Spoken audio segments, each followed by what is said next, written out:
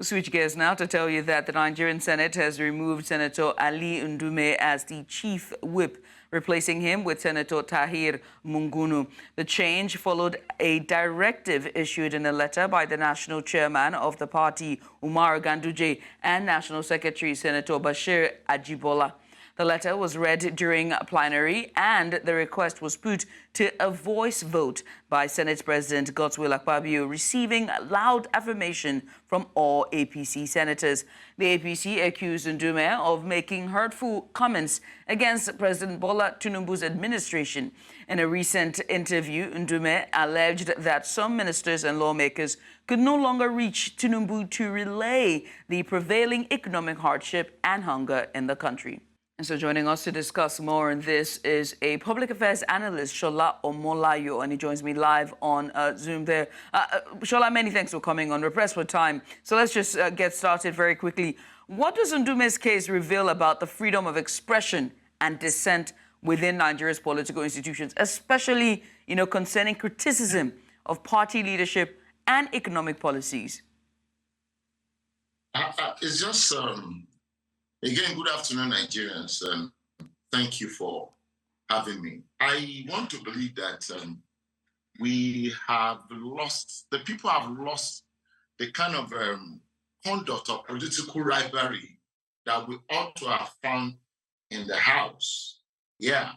You see, when you have a place where there is no opposition and you get a conflict within the party, bringing themselves into the floor of the House, I think it's not good for our polity. And it's unfortunate that they could just play the game openly that the party is having such a crisis as if we are having a one-party system.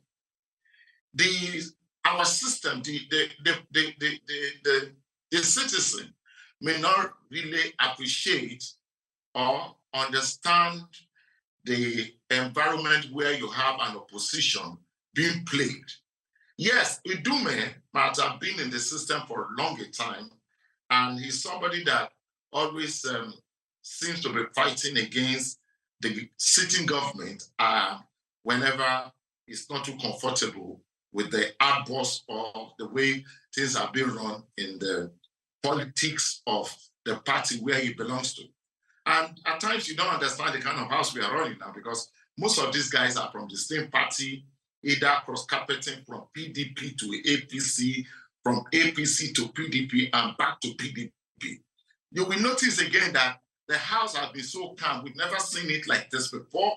They are not really talking about the people or their discussion, coming on the interests of the people. All we see is party wrangling, you see, and there's no flex for the people anymore. You will remember that since 2019, we have really lost the pressure that political institutions get to display in the parliament, which is not good, not too good for the citizen of Nigeria. Yes, you will say, you might think you are having a peaceful parliament. Nobody's looking for trouble in the parliament. If what has happened now has come up in other political states where we are learning from, I don't think it will be too good. So the executive have been able to handle the legislature to the interest of their own way of running things. Too bad, too bad. And if one of them is complaining, making it so open to their parliament, I don't think they should have added salt into injury, making it seem real that there's a cartel already. If you say there's no cartel in the presidency, you are making it so obvious that there's a cartel within the party there in the floor of the House, which is not too good. If you notice very well, he ought to have gone for a suspension of another 6 months on that act. I'm not too sure if the law permits the kind of accusation that was released from his party to the floor of the House. I don't think the law permits that. Yes, a motion was moved, but it is so interesting that it ought to have been a member of the floor. Can you hear me now? Because great. Now, You just said about opposition, and you make a fair point, which takes me to my next question about the implications of removing Ndume or Ndume's removal. What implications might this removal have from the Senate committee when it comes to issues of appropriations and that he has or his influence and role within, the Senate?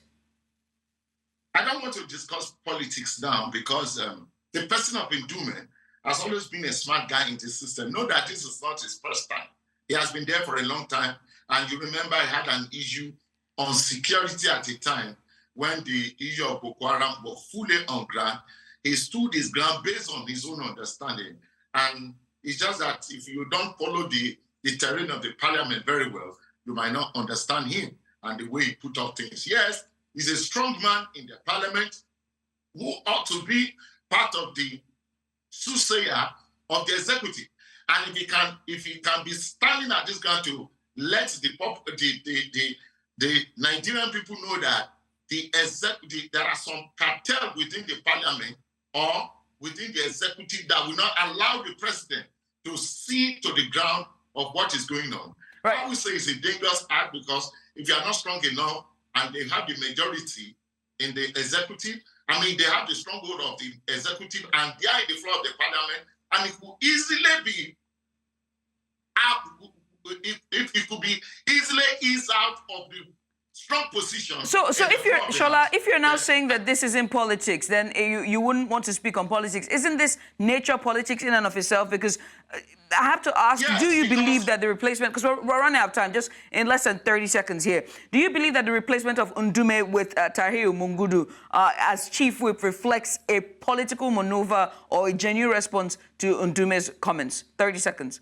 I will easily tell you that they are finally, I don't know if another head is going to come up, but I will tell you for free that they have finally silenced any voice that might want to come against the system for now. That's why I don't want to go into the politics. All right. That's why. Shola, many thanks for doing this. We also appreciate you for coming on.